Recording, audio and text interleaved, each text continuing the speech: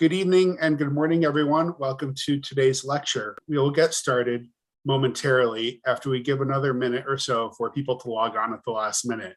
We thank you very much for joining us.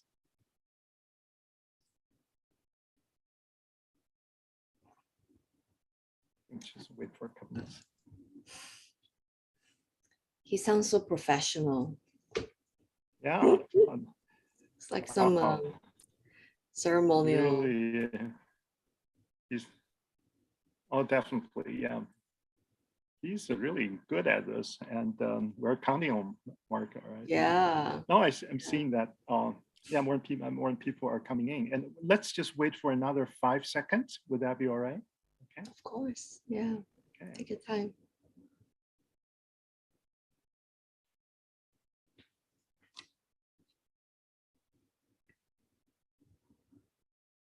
All right.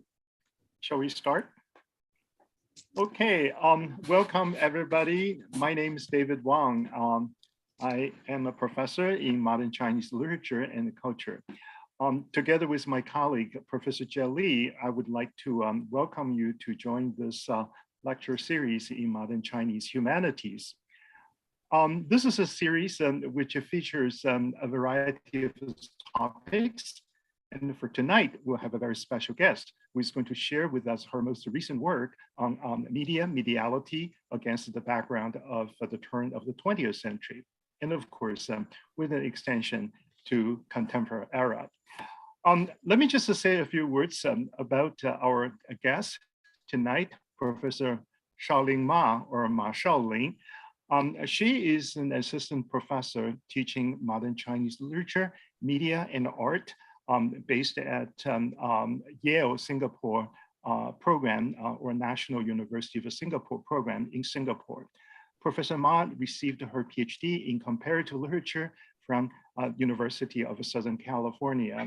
And she has taught at Penn State University and currently, as I said, is based in Singapore. Tonight, Professor Ma is going to talk about a very, very intriguing topic, which I just cannot wait to listen to. The title is The Stone and the Wireless, Lyrical Media and the Bad Models of the Feeling Women. And I believe this is a part of her most recent book, which just came out from Duke University Press. The title of the book is exactly The Stone and the Wireless, Mediating China, 1861 to 1906. And I believe the talk will be extremely exciting. And I would like to now invite Professor Ma to give her talk. Before we move on, ladies and gentlemen, if you have any questions at the end of the talk, please raise your questions by typing your questions in our question and answer Q&A box, and I'll read your questions right after Professor Ma's presentation. Now, without further ado, Shaoling. Thank you so much. Thank you, Professor Wang and Professor Li, for this kind invitation. I'm really happy to be here, and thank you for all of you who are attending from North America, Europe, and the time difference. Hope you had a good dinner. I'd like to start with two disclaimers. Don't trust any authors who claims that they're not bored with their book, but trust even less the author who claim that they're done with the book. So my parents have raised me to be trustworthy. I will confess that I'm pretty bored with a still unfinished book. So when writing this book talk, I thought the only way I can give one in good faith is to give one as a work in progress.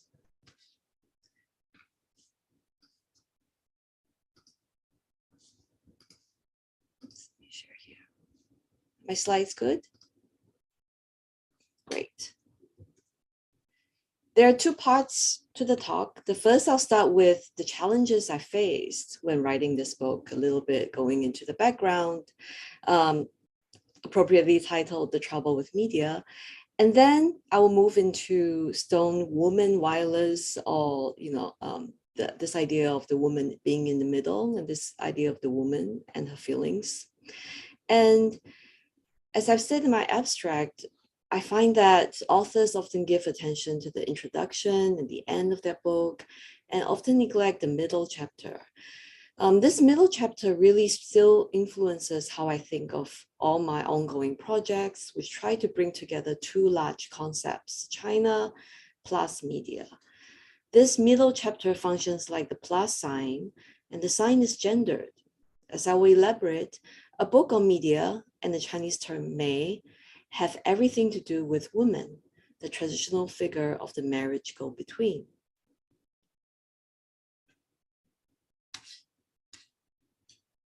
The Stone and the Wireless is a study of late Qing literature and culture. It is a work of media history, and it's also a work of comparative media theory, all at once. Though interestingly, the book started out as none of them. I probably kept about 10 to 15% of my PhD dissertation, which examined, believe it or not, 19th and 20th century American and Chinese utopian fiction. I took half of it out, the American half, refocused on late Qing science fiction, and realized only quite late in my research process that what communicated the fantasies of national and individual rejuvenation were fantasies of communication themselves. So then communicative technologies came into the picture really late, I would say about 2.5, 3 years ago, but only by moving beyond fiction and finding a similar trajectory in the political and social histories of the period.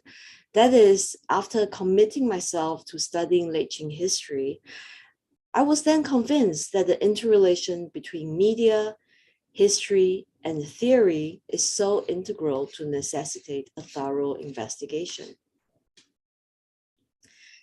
The history of media, perhaps even more so than other histories, directly concern who reported what, when, and through which specific medium.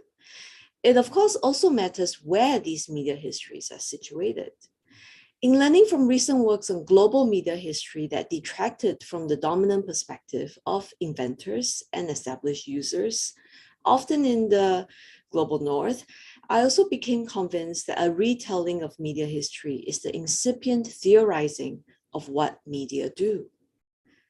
But I still did not know what media stood for. I could not know that I was writing about media. I did not start this project thinking, okay, let this be a brave contribution to the media turn in Chinese literary studies. I did not. I'm foregrounding what I did not know because students and colleagues alike, I feel, need to hear more of each other's struggles and not just the lines on our CVs. I could not know that I was writing about late Qing media because, as it turns out, media is one of those concepts whose related term, mediation, is necessary in the process of its definition. Paradoxically, because the concept of a medium of communication is richest when the linguistic signifier for media as such is lacking in some way, the philosophical and cultural preconditions of media discourse become a process of mediation in its own right. I know there's a lot to catch on to, so let me illustrate what I mean. Over the last decades of the Manchu Qing dynasty, writers, intellectuals, reformers, and revolutionaries grappled with media without knowing they were doing so.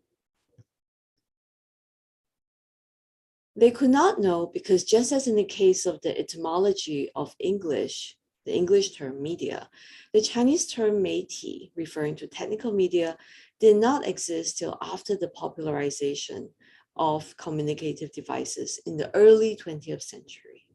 Before that time, individual devices in the archives I look at was simply referred to as this or that machine, qi or qi. Indeed, the ubiquitous and undifferentiated machines that characterized the experience of this period were on the minds of many Chinese, among them the customs clerk Li Gui, a member of the court's delegation to the historic 1876 Centennial Exhibition of the World's Fair in Philadelphia, USA. If the entire cosmos, Li writes, had turned out to be one vast machine, Ji, Li, dazzled by the displays in the machinery hall of his visit, exclaimed, there was no place especially carved out for media in his records.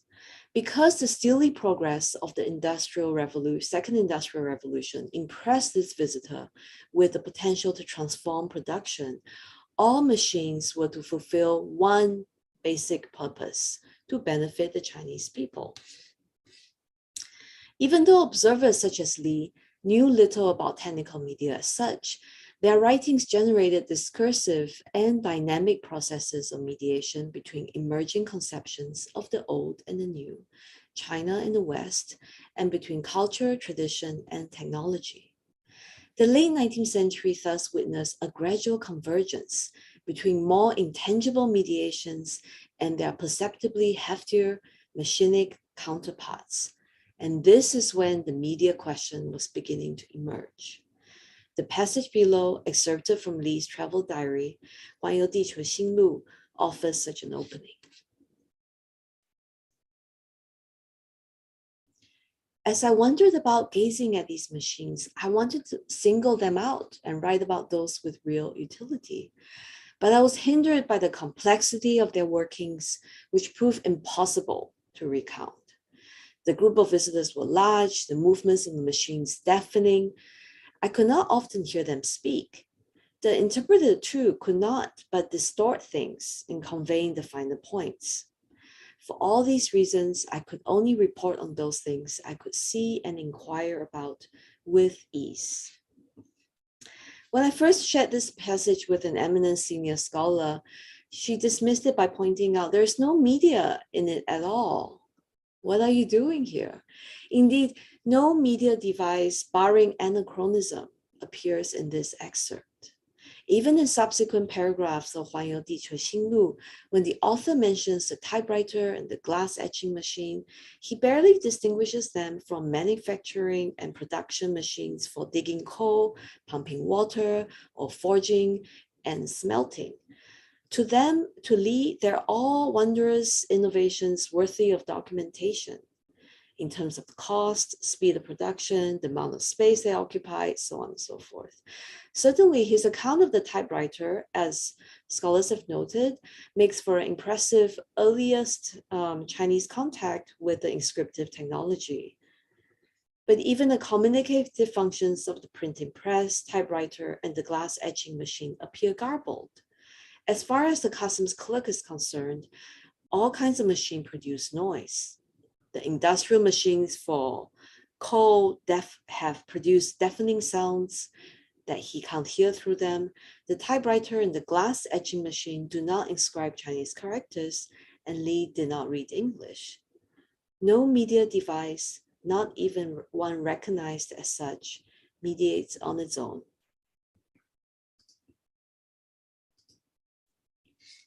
Media happens when communicative processes meet with history and social meanings. When the bodily functions of hearing and speech, writing, translation, and print, and the machines for recording these processes overlap and interact with historical context and social meanings, including non-meanings and noise. Long story short, The Stone and the Wireless is able to become a history of the late Qing, is able to become a work of comparative media theory, and attempts to sketch a media history. All these three things because I learned to stop worrying about needing to find the vocabulary neatly transferable to media discourse in the English language, and love instead the explosive field of the late Qing lexicon from which I can develop a theory of mediation germane to my historical context. I learned to stop worrying about media so much and started to love mediation.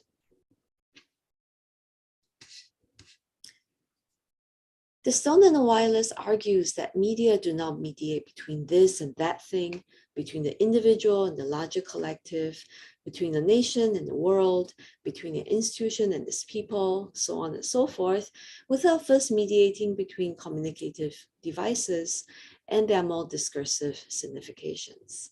This is in short what media do. The last piece of the puzzle, so-called, only came when I realized that precisely because the late Qing men and women were recording, transmitting, and attempting their versions of connectivity, to use the three terms that structure my book, and they were using these three terms without a clear conception of media, they were and could be considered as media theorists before their time. So Ji, Chuan, or Zhuan, and Tong are the three kind of key terms that structure the chapters of the book. Media records, media transmits, and seeks to interconnect. These three key terms became the organizing headings. Each of them denote a technical function, Ji, Chuan, or Zhuan, and Tong. They also refer to the written genres of records, of biographies, and dynastic histories, as in Tongshi. Explicitly in its organizational structure as well as heuristics, the Stone and the Wireless came to embody the dynamics between technical functions and discursive significations. I alternate between non-fictional and fictional genres. So I look at diaries, letters, actual telegrams, photographs, biographies, newspapers, and also poetry and science fiction, in order to foreground the mutual interactions between forms, historical meanings, and technical media, both real and imagined. The stone refers to the mythological surface bearing the inscribed records of history, but it also signals the important material used in the lithographic process. The wireless prefigures late Qing urban culture's obsessions with interconnectivity through readings of electricity and neuroanatomy. The stone and the wireless, not from the stone to the wireless, contest the supposed teleology of technological progress and other related conceptual oppositions between the primitive and the modern, the visible and the invisible, and materiality and immateriality. So I hope to give you a background and overview of the project. And now let's go into part 2. The Stone and the Wireless thus bookend a long personal journey, but is a properly intermediary chapter, one that both connects but also divides the first and last 2 chapters, which actually walk all the talk of mediation. The Chinese term for media, what's going on with this? Sorry. Yeah. The Chinese term for media, 媒体 or 媒介, is rooted in the female go-between or matchmaker. The earliest etymology traces to Shi Jing's 非我牵其子无良媒. Even more so than the Latin middle or medius, the Chinese etymology suggests that the intermediary of sexual relation, marriage, and gender difference is thoroughly feminine. The figure of the stone derives from the mythological tale of Nuwa stone, which I examine in full detail in chapter 2. As legend has it, Nuwa made humans out of clay, and when the flood threatened to destroy humankind, she galvanized 5 colored stones to mend heaven. And we all know how this story is adapted by Cao Xueqing for Hong Lou Meng. What we cannot forget or bears reminding is that the origin of the stone myth is essentially a technological story, and is one of a woman's tool. In addition to the late Qing writer Wu Jianren's adaptation of Cao Xueqing's adaptation of Nuwa, another contemporary science fiction, The Stone of the Goddess Nuwa or Nuwa Shi, transforms what is primarily a woman's instrument into the instrumentalization of women. We can say that late Qing narratives retool femininity for a stronger, more scientific Chinese future by recording it, as we know, on the stony surface. Early Chinese feminism, as scholars have all pointed out, took on an unusually dominant male tenor. Many male writers celebrated the image of the revolutionary woman and promoted the usefulness of modern science to radicalize her. Jin Tianhe, to give a good example, in his earlier treatise, 女界中, encouraged women to rid themselves of folk magic and superstition, since modern craniometry showed that women were as clever as men. Once educated in modern science, Jin argues, women could accelerate China's progress, especially if they were willing to resort to violence.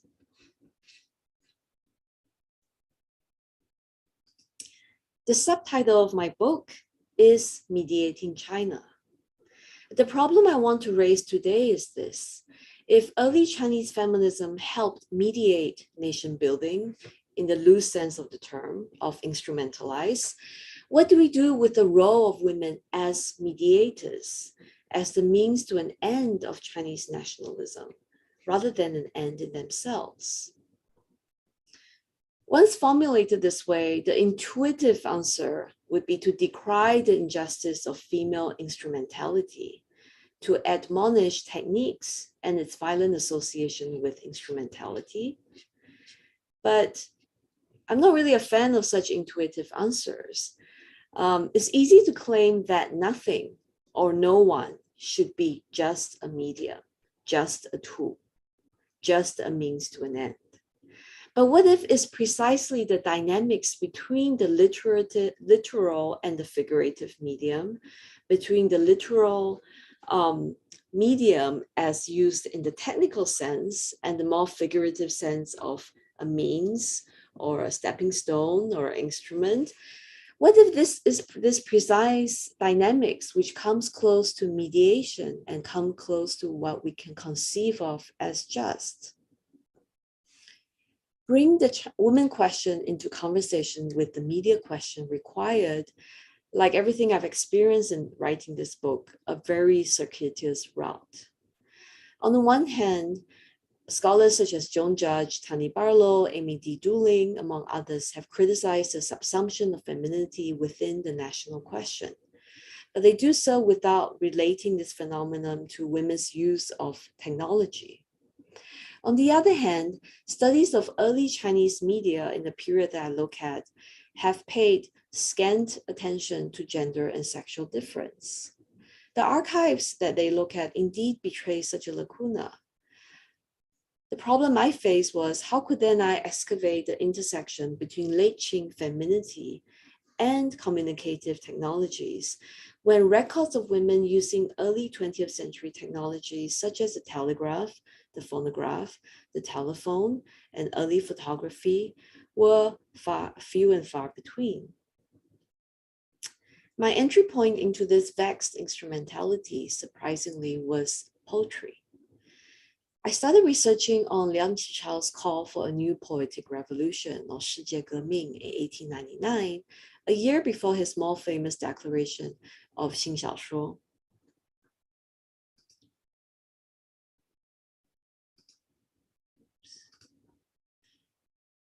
Throughout the book, I have a penchant for the literal. I started to think more about this idea of the poetic medium. And I became curious as to what we literary scholars comfortably assume as the poetic medium and what happens to that term. What kind of inflection does it take when poems actually involve technology as its content? Right?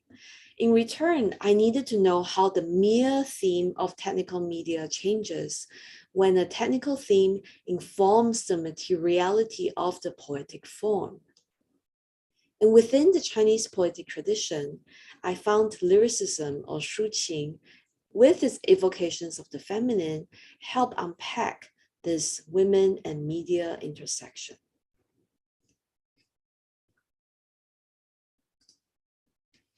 Women's growing prominence in this period of intense political and social cultural reform saw the specific reconstruction of feminine lyricism as mediums of social change, especially in the genre of life ranting, zhuan, celebrating virtuous and patriotic women. This is one definition of the female medium as a channel or a conduit for the nation state. Zhuan, of course, also signifies chuan, to transmit. Transmissions thus mobilize another literal, more literal understanding of media as a means or intermediary in material communicative processes. It is this trend, this outer meaning, which demands differently lyrical depictions of the Chinese women and her engagement with new media technologies of her time. If the problem is that an overwhelmingly nationalist discourse risks turning women into pure mediums, pure tools, my wager today is to follow such a perverse instrumentality to the letter in the hopes of disrupting it. I don't have time to discuss my full chapter, chapter 3, which begins by examining the series of poems Jing Bie Li by Huang Zunxian. I look at Huang because Liang singles out Huang Zunxian's poems in his 1899 proclamation of a new exemplar of New Chinese poetry. Huang Zunxian's poem, and this is one excerpt of Jing Bie Li, is a very interesting, innovative verse because it focuses on how the female speaker of the poems expressed her sentimentality for her departed lover when encountering the telephone, the telegraph, and the postal service. So Huang is working from the tradition of the parting poetry, but updating it, right, with these new technologies. Although one can say that Huang, like many other male poets, construed the feminine speaker as overly sentimental, overly effusive, I found interesting that the woman in these poems become a user of new technologies and is very unimpressed by them. Right? So femininity makes her particularly sensitive in registering both older and newer forms of communication, so the letter, the telegraph, so on and so forth.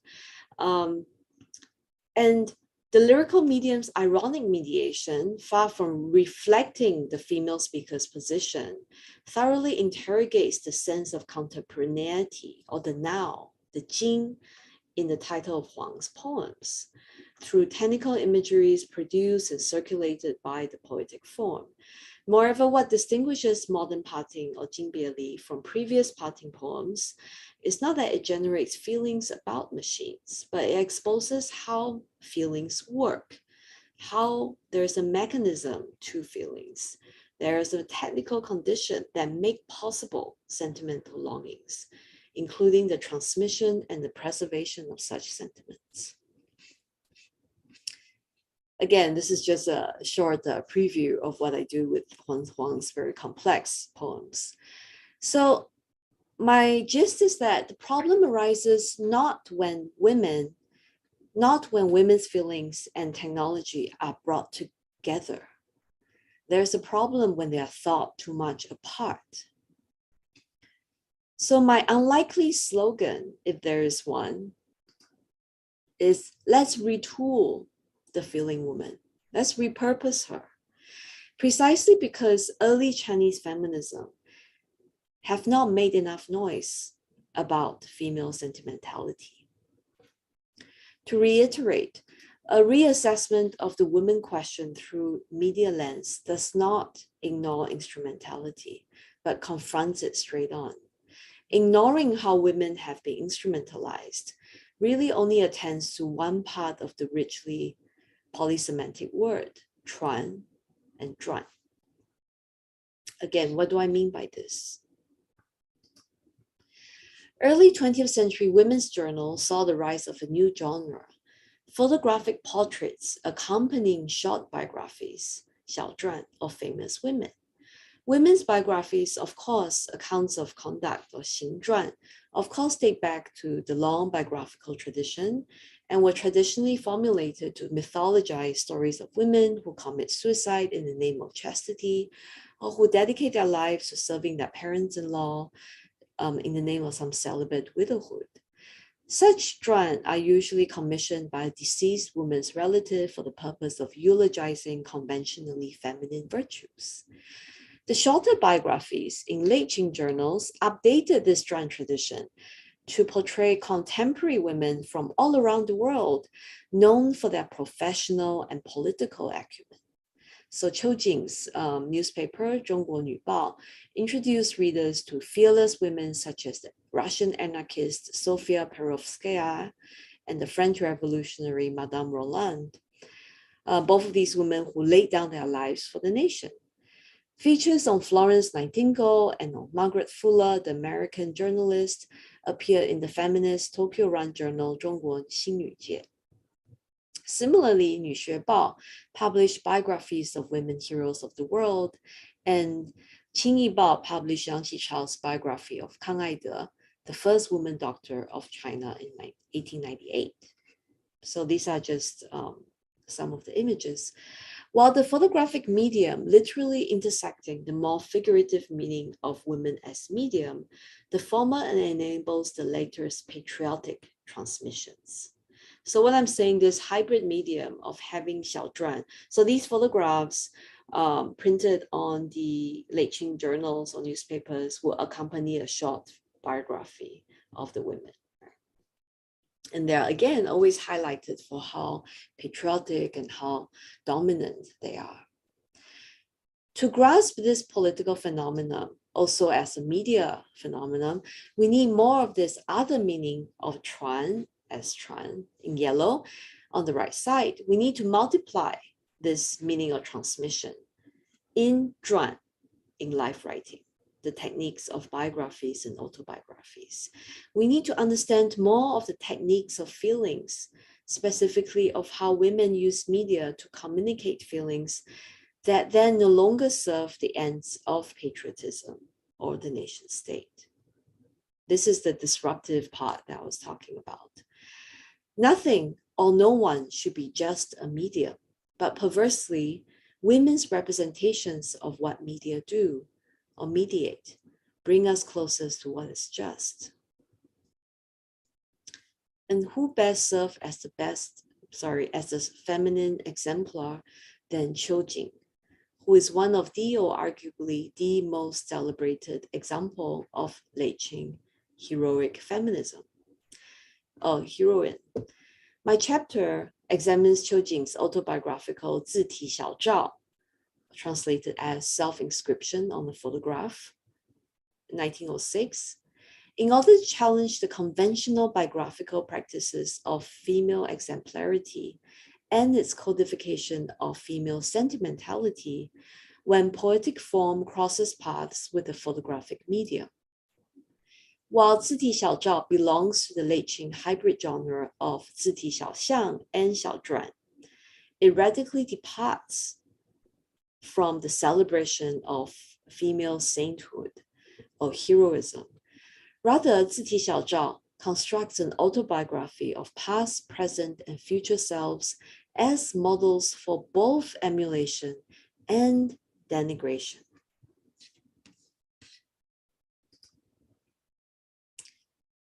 This is the photograph taken in 1906 in the Jiang Liutang photographic studio in Shaoxing after Qiu Jing came back from her study in Japan.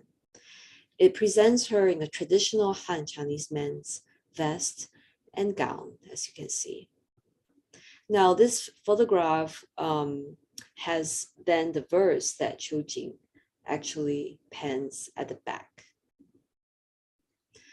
So Qiu Jing's 7-syllable regulated verse opens with an apostrophe addressed to her barely recognizable other. 一人在望此何人? This is because her masculine self in the photograph resides in a woman's body as martial bones concealed by a phantom or illusory female exteriority. Therefore, the huan in the second line. In a future vista, the speaker continues, may her physical form assume more authenticity, or zhen. In line with this Buddhist message contemplating truth and illusion and the transmigration of souls, which most interpreters of 字体小照 follows, Qiu Jing's feminine self has transcended this world and is up to the relative permanence of the photograph self, implies the poem, to articulate the former's departure. This is pretty apparent from the reading of the poem, but can an analysis of the relation between the lyrical address and the photographed image offer a renewed perspective into this established interpretation? Here, Charles Saunders' Peirce concept of indexicality might be useful. So according to Peirce index, there's often two components. The d-axis is something that does not leave material trace. So this can be often referred to as language, spoken language, or it can be, one example is your image in the mirror, right? Once you leave the mirror, your image is not there anymore, except unless it's Halloween. There's also the material trace or the photographed image, which does leave material print behind, right? So a lot of scholars of photography make use of Peirce indexicality to distinguish the photograph from the d-axis, but both also coexist, as I will explain. The poem's use of the explicit pronoun I or yu functions according to the deexical part of language. There are not two, but three selves. There is the first person I, whose former acquaintances the photographed image encounters. There's the photographed image and the self who is actually no longer present in the physical sense. The concluding line reveals this third self, the enlightened I, no longer caught up in the dust of existence.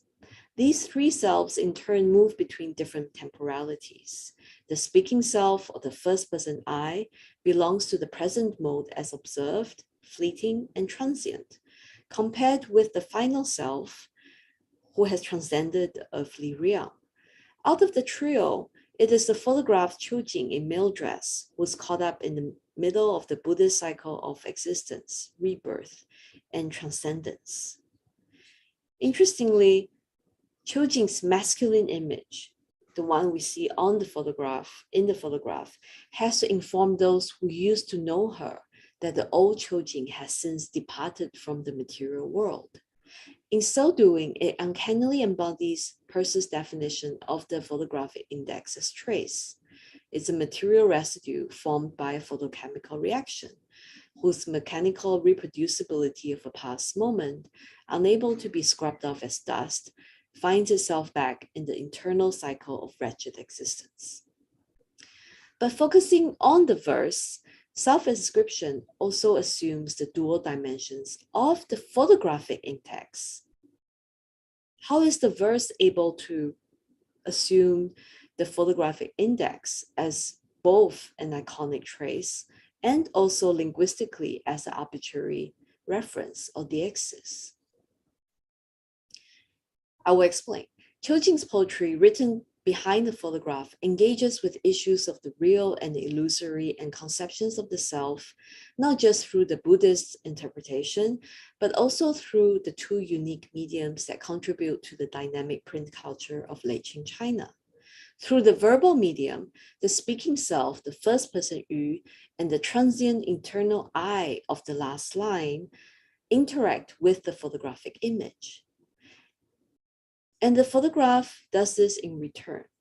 Whereas language's symbolic sign allude to the photographic image as something that existed in a physical reality, the image also elucidates, quid pro quo, the poem's more ephemeral and ambiguous relation to its referent, to a dissented self in its process of observing itself. Now I want to focus your attention to the slightly blurred image. Notice that Chojing gazes straight at the camera, her eyes directed ever so slightly to her left. With the upright standing posture perpendicular to the folded umbrella in her left hand and the potted plant placed on a tall decorative stand to her right, her left index finger extending horizontally across the umbrella handle makes a horizontal plane matching that of the surface of the decorative stand. Her finger points to a space away from, while still contiguous to the subject's bodily form. The finger neither fully embodies the exhaustibility of the symbol nor the abundance of the icon, yielding instead the tension between the two instances of the index as deexis and as trace. The finger in this iconic image directs the viewer to the poetic medium and its power to supplement the physical integrity of the photochemical residue.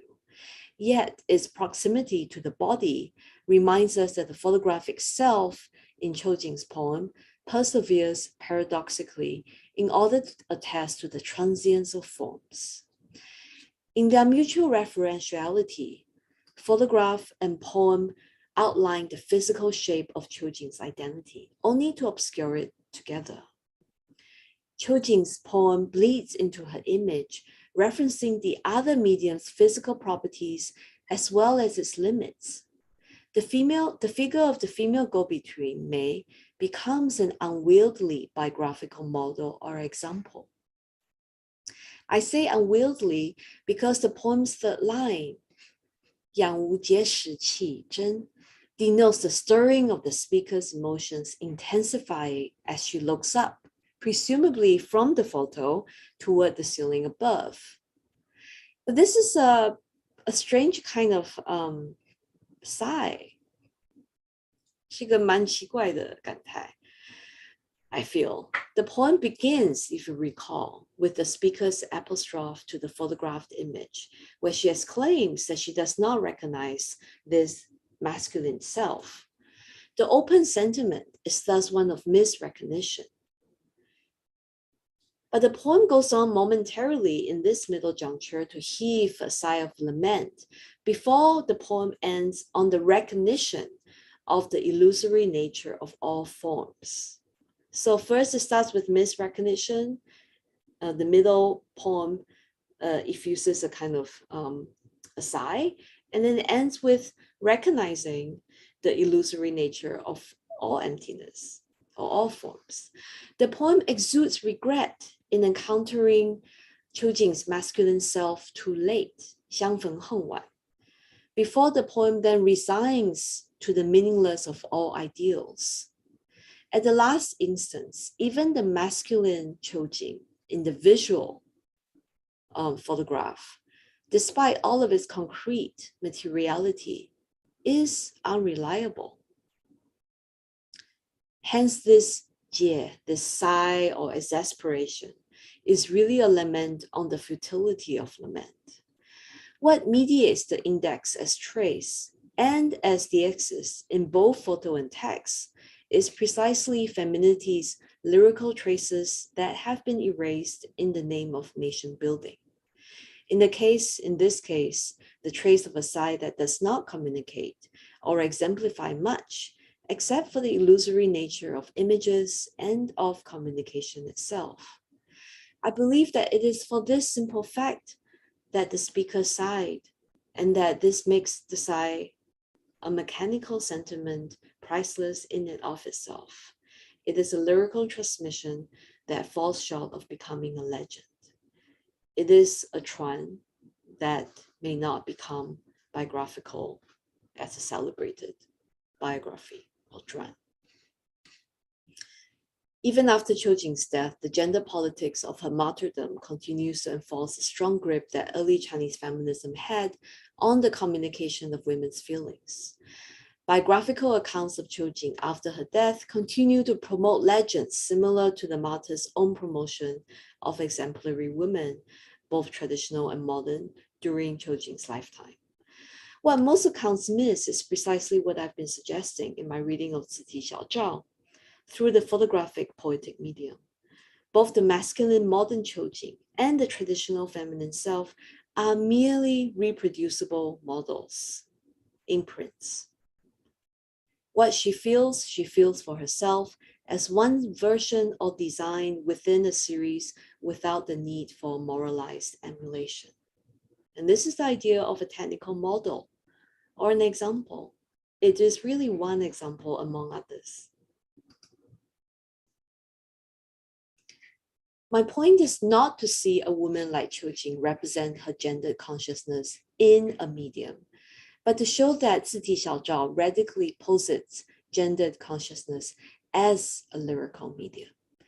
Qiu Jing becomes then a rather useless, or what I call bad model of the feeling woman, whose lyricism, instead of being channeled toward heroism and martyrdom, effuses for itself and effuses gently. Apologies for my... Precisely because the exemplary woman is only one technical model among others. Gender is more than simply one example or metaphor among other metaphors of technologies. That a literal or technical meaning can be more subversive than its figurative employment guides the overall ethos of my book, which, as my talk comes to an end, I realize I'm still discovering new things or new failures as I'm talking. I continue to dwell on the dynamics between larger communicative processes and technical media and the human lives that underpin and override them. I continue to wrestle with this problem of how best to narrate a life that attends to the double sense of transmission as both Chuan and Zhuan. Whereas the history of science and technology are filled with biographies and autobiographies of typically male inventors of media machines, I hope to have made a small contribution to more experimental notions of lyrical media experienced by lesser known users, lesser known transmitters, such as Qiu Jing. I've learned so much from Professor Wang and also Ray Chou's works on the late Qing pathos of male sentimentality. Here, I hope to bring into focus on how Qing manifests alternatively through material carriers and specific historical contexts. In my larger chapter, I also talk about the role of affect theory and as well as Simondon's philosophies of technology and how they could kind of converse with Chinese media. Again, I'm happy to talk more about that. I've tried to show that Qiu Jing's complex representations of the self ends up representing the mediation of older and newer media. Indeed, Ziti Xiaozhao prompts the possibility of the laments or lyrical sighs of technical processes. Insofar as the mechanism of feelings in Huang Zunxian's Jingbie Li and in Qiu Jing's poem, in my larger chapter, I also discuss Wu Zhiying's poem. Insofar as these works help communicate early 20th century gender consciousness, lyricism ceases to operate apart from the technologies it represents, thereby emerging as lyrical media, simply put. Like the figure of the exemplary female conduit on whom it dwells, this chapter connects the first half of the book with two chapters organized around Qi and the third and fourth chapter organized around Tong. At the same time, this intermediary chapter also turns away from the first and second halves. I realized that woman as intermediary has her own stories to tell about technology. And yet, I confess too that most of the voices in my book are resoundingly masculine. So this intermediary chapter is also one that fails to connect. It nonetheless attempts to retrieve women's relationships to technologies in ways that have not been co-opted by masculine nationalist ideas. My conclusion returns once more to examine the cultural appropriation of women's affinity to connect and communicate in our present moment, specifically in Chen Qiufan's 2013 novel, The Waste Tide of Huang Chao. I examine how Waste Tide pulls its readers headlong into violent representations of women's bodies and struggle with capitalism, problems that of course magnify in the age of late capitalism or digital capitalism.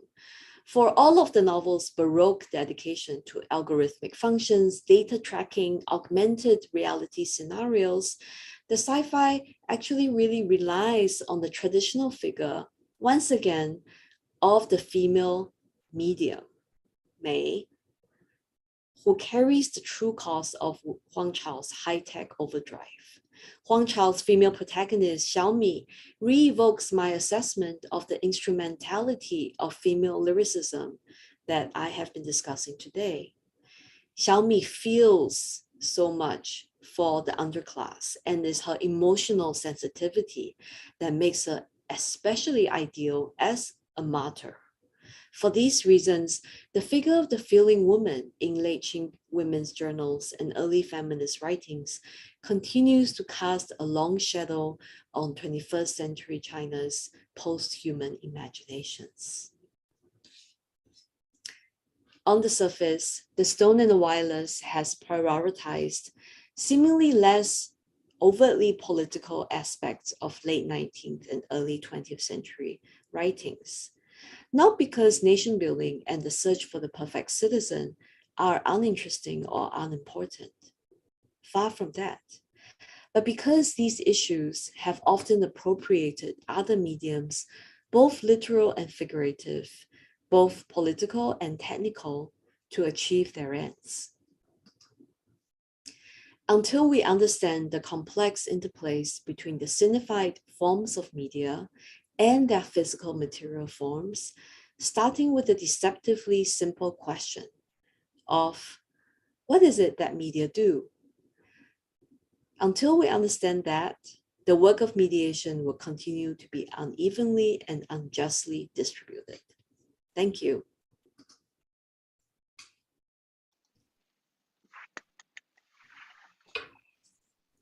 Thank you very much, Xiaoling, for a wonderful talk. There's so many very insightful reading, actually, of selected poems of the late Qing era. And of course, it was really a pleasant surprise that you bring Chen Qiufan's Waist Tight to bear upon your argument of a lyrical medium of the late Qing moment. So this is really a wonderful sort of a medium. I mean, your talk, right? The past and the present. And of course, I personally was most fascinated with what you weigh. You argue about the middle chapter as a kind of medium, so to speak, between the first and the second part. And then you very skillfully bring your coda or the conclusion chapter to, again, to bear upon the quote unquote unfinished mediality or the process of a medium in the middle chapter. I think the book itself is very performative in the sense of demonstrating your argument about this whole idea of a medium and the mediality. This is such a fascinating talk. Thank you so much, Xiaoling. And really, I believe the audience may have some questions to consult with you. And at this point, I would like to invite whoever is online, just sending your questions by typing your question and sending your question into the Q&A box. At this point, I would like to invite my colleague, Jelly, to ask the first question. Okay, thank you. Well, thank you, Professor Ma, for this wonderful book and talk. I was sort of finding creative moments and really rich moments on every page, and it's a really smart and very surprising, and also just very creative book. So congratulations on that. And I really admire this effort to also build a conversation between media studies and China studies.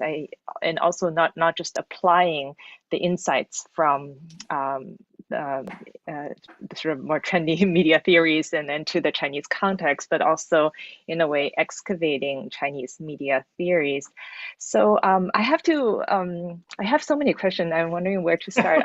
Maybe I'll start by when I saw the title of your book for the first time. I didn't know what it was about at all, but I was just so intrigued that, I thought Stone Age or like really ancient times, and then wireless. I've been working on radio, so I thought, okay, but then the radio wasn't invented yet in this period. So then I saw the dates. So I started, and then as I got into it, I realized that it is about a very specific historical period. Yet it also seems to have the potential to extend way before and way after. So I was just wondering why you chose this late Qing period and not. Is it the materials, or do you think that the similar methodology can be applied to earlier periods? I mean, was it important that there was the introduction of Western technology coming in? Because you seem to be using the word media sometimes as technology, but as a particular kind of technology. Is it the same as technology? Because also when you mentioned no one should just be a medium, it somehow reminded me of the Confucian saying 君子不器, a gentleman should not be a utensil. Is there equivalence also between medium and a utensil? And then the term May, I guess, in terms of like a matchmaker or the feminine May, I also wondered because I was so intrigued, like reading about Liang Qichao writing about newspapers in this period. So and then I got a little bit into like how late Qing reformers were talking about newspapers, which was also a new, but I didn't actually come across a lot about like the traditional types of media we think about when we talk about communication media or mass media, the beginning of newspapers. And the chapter that you're presenting, you introduce genre poetry, biography, and photography. But I wonder what is then the role of something like newspapers, which like I guess late Qing reformers were talking a lot about. So maybe their conception of media would be newspaper, or does that have a role in when you say that they were talking about media without knowing they were talking about media? But what about newspapers?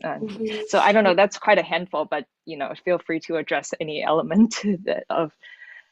Yeah, thank you for these questions. I will start with the time period or the title you were first evoking, as to 1861 and 1900, I have to forget 1906. That's right. It's definitely my archive that determined this time period, but I also wanted the bookends of 1861, 1906 to depart from the usual conception of the Eight Qing, starting with 100 Days Reform and ending with 1911, of course. So I wanted to go away from the more well-known dates. And I also was, and I explained this a little bit in the intro, that 1861 was also the beginning of the Youchuanbu, so the Postal Service Office. And 1906 is really just the end of my last chapter, which is New Tales of Mr. Braggadocio. So I did want to intentionally end before the mature development of certain media technologies. I wanted to end before the proper beginning of cinema, for example, in China, and I wanted to end before the proper beginnings of the phonograph industry, which phonographs were of course coming in, but definitely not, as popular as it would soon take. It ended before radio, it ended before the history of the typewriter, more properly speaking. And even the more, of course, with the telegraph that was already happening, and photography, there was already a lot of talk about linguistic reforms, as we know. But I think the period is purposefully framed to be in the late Qing period, but not too late. If that makes sense. And so it was indeed the period of the import of Western technologies and Western ideas. And there's no way that the project would have been possible without this period of Westernization, not just because of the technologies it brought, but because the very contestation between Western technology versus Western idea, which is precisely the Dao Qi distinction that followed from the Confucian idea of Qi, was contested, right? So the Wan Qing were so, intellectuals were so divided over how much of Western technology to import, but they were all the more divided over how much of Western ideas to actually assume or even recognize. So it's one thing to borrow Qi, it's another to forsake our own Dao, right? So this is why the whole Dao Qi distinction is one of the kind of lexicon that helped me think about media and mediation. Now, even though Qi is not media, is a kind of utensil or a tool, and Dao is not, has such a rich philological, meanings. I'm never arguing that media can be transposed to any of these terms, but I'm really interested in the process that what is seen as material, physical, technological, and functional, right, as Qi stands for, is more acceptable than what is more primary, what is more philosophical, what is more fundamental, which Dao represents.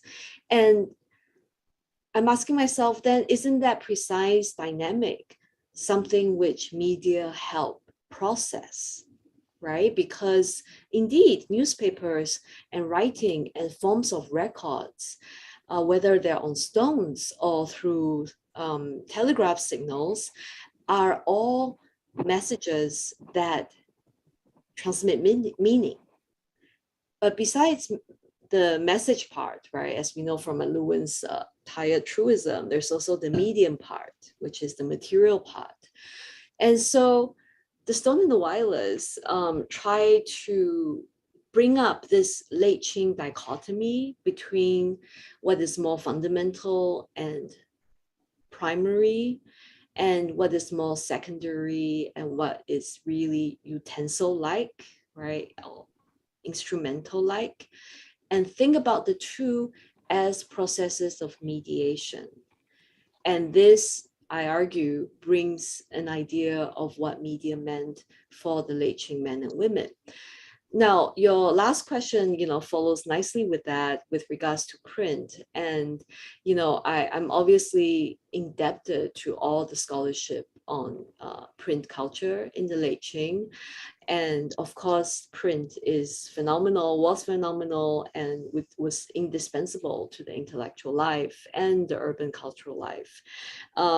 Scholars have also used the media sphere, the term, to talk about the circulation of media during that time, the kind of visual impact of seeing lithographies and so on and so forth. And of course, the huge study that goes into 电视斋画报 with the illustrations accompanying the print, so on and so forth. So having having learned from all these scholarship, I am also really aware that I am reading things off print, right? As in all the information that I'm getting from how the late Qing thought about the phonograph, how the late Qing thought about the telephone, all the illustrations I track of the phonograph and Edison and all that are from the late Qing print journals. So it would be impossible to access these representations of newer media on the older media, which is print. So I try to be cognizant, and I try to be conscious of the fact that I'm reading media representations of or from an already media set of prints, right? So it becomes like media all the way down, which then becomes really hard to articulate without just sounding overtly repetitive. So nonetheless, having said so, I'm not focusing on print precisely because I am interested in these early technologies that print culture then tries to write about and record. I'm really interested in how then the telephone, the telegraph, the phonograph, the photograph, and this weird kind of very early version of the wireless or 脑电, which is really a brain electricity, come to be inscribed and written about, right? So while these things are not just discursive, meaning there were these encounters with the telephone, they were actual, as we know, telegraph usage, and it really erupted over the Boxer Rebellion, right? The role that Dian Bao played. We cannot dismiss the material importance of these technologies, but we also cannot ignore the interesting twists and turns these new technologies take when they have been represented, right? So again, we're back to that tension between discursive representations and the actual technical example. So if I can give a further example of what I mean is Guo Songtao, the first Chinese ambassador to the Great Britain, he wrote about his witnessing of Thomas Edison in London demonstrating the phonograph. But records show that Edison was not in London at all that year, and we know everything about where Edison was. Right? So he saw someone else. That's the first kind of strange thing. The phonograph he wrote about as Liu Shenji, right? Which is Liu is to record.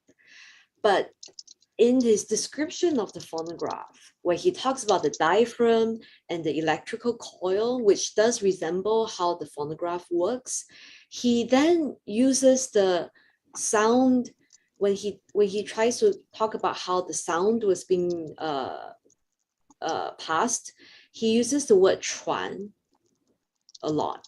Now, what that means is that, and from my research of Leiqing lexicon, 传声机 was very much simultaneously used for the telephone. And the phonograph, which is Liu Shenji, in many descriptions of the machine became interchangeably confused. So there's debate whether Guo Songtao indeed saw the phonograph, or if some have argued maybe the telephone. And in any case, this kind of miswiring, right, and mistranslation, but also neologisms are really key to understanding the recording of sounds, and also then how does the recording of sound interact or come up against the recording of an ambassador's journey, which is the kind of Youji, right, in the Youji tradition. So yeah, I've talked so much, but thank you for those questions. Okay, well, we are still waiting for some of our audience sending their questions, and particularly, I think, Jess and my students who have expressed their enormous interest in this book, probably got too shy and too scared by Professor Ma's presentation just now, and probably they're still cogitating on what they want to ask. But I do actually have quite a number of questions for you, Xiaoling. To begin with, this is just an observation. That is, I was very fascinated by your etymological engagement with the Chinese character Mei, right? And you talk about this as a gendered the subjectivity of matchmaker and so on and so forth. Of course, on the other hand, this Mei also brings to mind one of the ancient divinities, Gao Mei. I think probably you have mentioned it somewhere in your book. This Gao Mei is a sort of a predecessor, so to speak, of all the female divinities favoring productivity, procreation, and so on and so forth. So Mei is a very productive, and also productive in a gendered sense. I thought this will probably further help your argument about this gendered dimension of media and mediality, which has been overlooked by scholars. And then particularly in the middle part of your book, you deliberately introduced a couple of female figures and talking about the lyrical medium, not just merely as a kind of materialized or instrumentalized form of transmission or recognition or inscription, but this lyrical medium embodied by women in general, Qiujing and so on, as a kind of conduit of affection or affect, as a kind of vehicle through which a different kind of possibilities may suddenly blow out, may derail somewhere else. We don't know. So in that sense, I think the middle part of the book is really very exciting because it, in a way, of course, deconstruct the established notion or concept about the media studies as such. And you really wanted to sort of enliven and revitalize this concept of medium and mediality. Now, the question, a lyrical medium.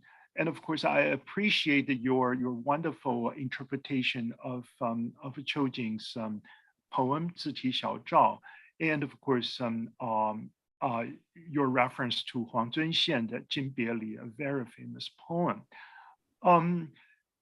Now come to think of the genre of a lyrical poetry. Do you think it's gendered? Or you think here, a lyrical medium in its own right is already mediated, generally speaking? By that, I mean, you know, this long tradition in pre-modern Chinese poetry, this say theatrical personification issue, masquerading and so on, 香草美人 and so on. So in Huang Zunxian's poem here, we actually have a male voice, so to speak, right? This is really a case of ventriloquism, speaking on behalf of his wife. And then in Qiu Jing's case, the other way around. This is a woman in the guise of a gentleman and speaking to himself or herself, right? So I was very fascinated with yet another layer of your argument in terms of a lyrical medium. So could you elaborate on that a little bit? Because of course, later on you talked about the 红楼梦 and so on and so forth, 石头记 and so on. All very interesting. So that's my question. Yeah. Thank you. Thank you, David. These are great questions. I have definitely not thought about the reverse of ventriloquism, right? That Qiu Jing performs as well. Yeah, and the problem with male poets writing on behalf of women and therefore theatrical and performing a kind of a female voice is so heavily critiqued. And Huang Zunxian doesn't, is not excused from this as well. But I do, and the readings of his poem of 金别离 have also pointed that out. And I agree with that, but I also think that his particular performance of female sentimentality is actually muted, or at least mediated by the female speakers kind of being very unimpressed with the new technologies. So that doesn't change the fact that he wrote as a woman, but it does give the woman user, if you like, right, a skepticism, which is a little strange. Like she just doesn't think all these work, all these new technologies of sending a photograph to her male lover, of the telephone pole or the telegraph poles that she doesn't even recognize. So in the last verse of 金别离, for example, she uses the more primitive form of 她的魂出窍了, right? So she drifts to... That's very interesting. Part. Yeah, and that is most effective. That's most effective because she then travels like a Zoom. She just goes and appears in the lover's bedroom. Right, so that's the most effective. So, yeah, so there's definitely that. And then I'll go back to the Gao Mei observation because I think I've learned quite a bit from that insight too. Now, with Qiu Jing speaking as a man, speaking to her female self, it's indeed then uncannily or unintentionally a subversion of the traditional male lyrical poet, but also a conforming to it, right? So it is Qiu Jing's writing, but to what extent can we assume Qiu Jing's gender when she herself contests her femininity? So yeah, that gender aspect is so ambivalent, and it's made more further ambivalent by the fact, at least through my reading, that we can't say for sure who the speaker is, as in the gender of the speaker, because there's so many there are like at least two, and I argue three, right? The one who is speaking to the photograph, but also the one who is neither speaking to the photograph nor the photograph male, but somebody who is left at the end of it all, the final one who transcended in a spiritual sense, right? So maybe the transcended one is the really ungendered, Yeah. Right? And that would make the Buddhist reading more strong. Yeah, thank you, David. That's Yeah, I mean, thank you. definitely- I mean, I just thought that this dimension may actually help even further our future study of gender and say lyrical medium around this period. Definitely, the discovering, quote unquote, the Kojitaro Kani's kind of a question. This discovery of a woman in early modern China, right? Suddenly, the figure appeared on the landscape and mindscape of China.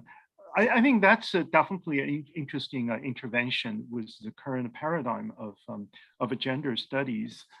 But on that note, I just want to follow up by asking you at the end of your book, when you talk about the Xiaomi, yeah. again, the same question, actually. I'm just trying to raise that question in a different context because Xiaomi now partial human and the partial quote unquote machine, right? Yeah. And again, the gender issue becomes problematic. And again, still the same issue about the lyrical medium. I see this as a very a powerful sort of a reference here. And I probably would suppose that you could go even further to talk about this multiple dimensions of the final gender interpolation. In the end, Xiaomi's recognition of her identity, a woman, a cyborg, or a sort of persecuted laborer or whatever. So I was pleasantly surprised by the conclusion of the book, ending with Huang Chao. So that's why, yeah. Okay, now I see a question come in. So maybe I should raise this is by Yang Renren. I believe this is a Professor Yang Renren now, right? Thanks for your illuminating talk, Shaolin. I am fascinated by Qiujin's self-inscription and the photographic portrait you showed today. To what extent do you think the invention of a photography challenges or displaces the dichotomy between the phantom and the real rooted in Chinese religious discourse? So now we have the issue of religion.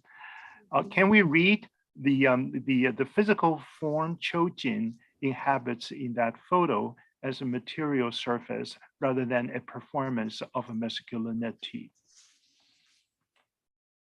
Thank you. Thank you for that great question.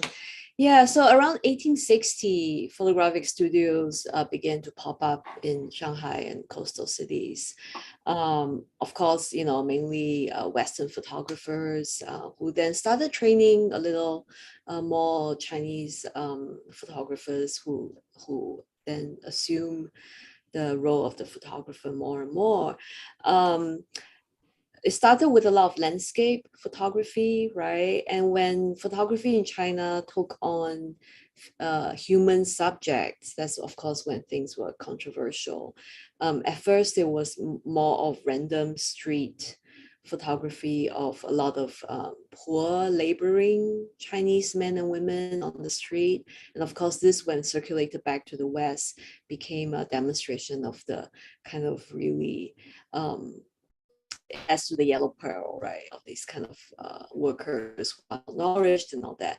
But then photography was to portraiture, and when of course established, court officials, and not forgetting, Cao Cixi loved to be photographed herself.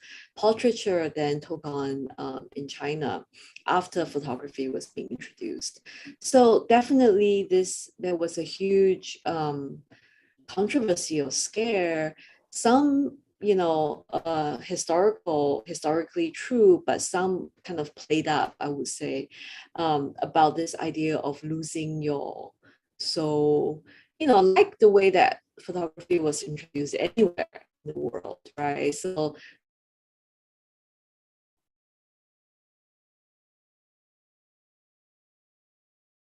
I think, are you there, Jie? I'm here, so Okay. I think Charlene lost her connection. Charlene lost her connection. All right. And then It assuming she happens all the will sign time. back Jessica, up. but she has to come back. And certainly, I'm experienced about this. All right, I just had a mishap this morning. So thank you, everybody, for your patience. Charlene will be back very soon. Yeah. And now the questions are pouring in, and we are sort of running short of time. But anyway, we'll see.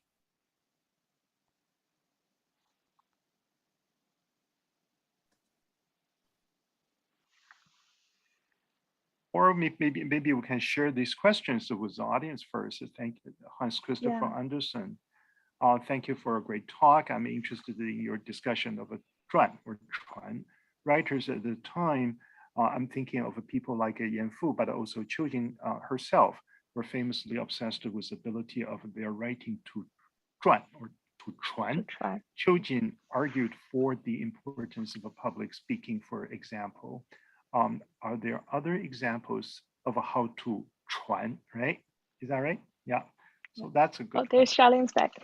Okay, Charlene's back. All right, Charlene. Okay. You are muted. I'll cut off. Yeah, I think the Wi-Fi became spotty here. Sorry. Oh, no problem. Yeah, don't worry. Don't worry. Still this kind of clunky. Can you hear with that? You are with us? Okay. Yeah. Yeah, I can hear you. I think your images are frozen, but can you hear me? Yes. Yes, but your images. Okay. Yeah. Okay. Please. Yeah. Okay. Finish your answer. Well, yeah. I will speak. Yeah, if I recall, if I can pick up. Oh yes. So there was a lot of scare that indeed you. We lost her again. I hope it's not my problem, Jie. No, it's not. But I wonder I get so if, like, self-conscious today. if somehow I was just going to tell Charlene that her book also reminded me of Haunted Media, this book about the 19th century spiritual mediums, and at the same time. So I wonder if we offended the gods of media, that as we were talking about Chuan, that our ability to communicate has to be interrupted. Well, I mean, it's really, sort of all the technical interruptions always remind us that we're living in this media age, right? Yeah. I really want to tell her that she's not alone today, and certainly this is not our day. I think. Hello, you're back. Still not very. I think the communication. Speaking about media and the media connection here today. I mean, if your voice can come through, that should be fine too. We can hear you now, but we don't see your image moving. But. Okay. Yeah. Okay. I will just speak then, and I think the internet is lagging. Yeah. We can hear you. No, it's okay. It's probably okay. Yeah. Okay. I will just finish up. Yeah, so this idea of 传神 or 写真, and there was a lot of scare that the 神. Oh no. No. Okay. Here we go. Okay. Hopefully I can finish that.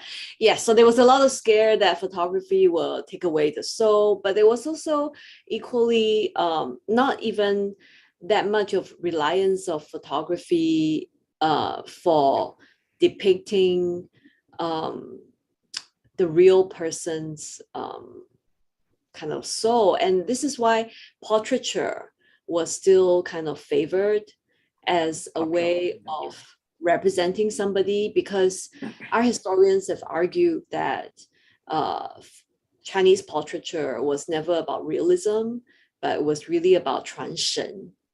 So when photography Right. came along, similarly, people were not so much impressed by how real they looked. So if the formal portraitures still relied on 画像, 肖像. So in fact, there was I was very intrigued by the tension between portraiture and photography, and the tensions again with a kind of traditional medium and a newer reproducible medium. So yeah, Professor Yang, your question, I don't know whether because of the interruptions, was there a second part to the photography? Probably in the interest of the time, let me just quickly go over the other two questions. Maybe Okay. you won't be able to answer them because of the limit of our time, but I just want to share these questions with everybody. Sure. When you were away, Hans Christopher Andersen, I have already read his second question. Now the third one, Hans Christopher Andersen asked examples of how people thought out about Chuan. So basically, this is a question about Chuan, right? Language reform, speech versus writing, etc. Qiu Jing was, for example, keenly aware of the inability of most of her classical poetry to reach the average women. So this is interesting because he is touching upon another dimension of Chuan or transmission. So any quick answer to this? No, this is a very important dimension that I've not thought about. So when you mentioned Qiu Jing was aware, meaning she was self-aware that her poems could or could not reach the common women. Yeah, I mean, this idea of literacy is so key, and I think this is where again new sound technologies such as the phonograph was really breaking a different mode or register of public communication, because all of these remain very, very elite, right, in many ways. So the Chuan, and of course Chuan becomes like broadcast if it's actually, so you have in communications theory, you often talk about a point-to-point transmission, but then which is usually how we read things, right, on the newspaper or a book. It's a point-to-point. You can read it, that's about, for example, where many people could see it, but there's still a limit.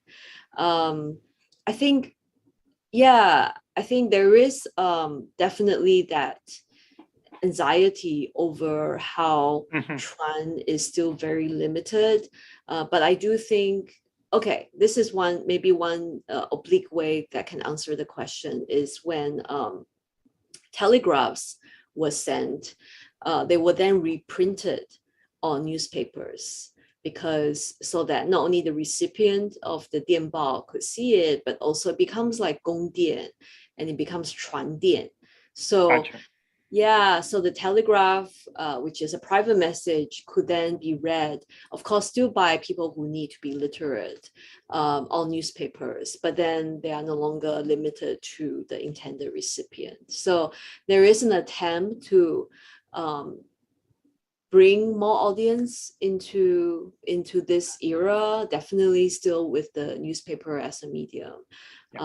And thank you for that. Very well. Thank you very much, Shaolin. I think we have used our time. This is just about the moment for all of us to thank you again for your most inspiring talk. And I certainly have learned quite a bit. And thank you so much. I appreciate your presentation. And if I have any other questions, I surely will consult with you. Another 传, right? 传信, 传送. Okay. All right. Thank you so much. Thank you.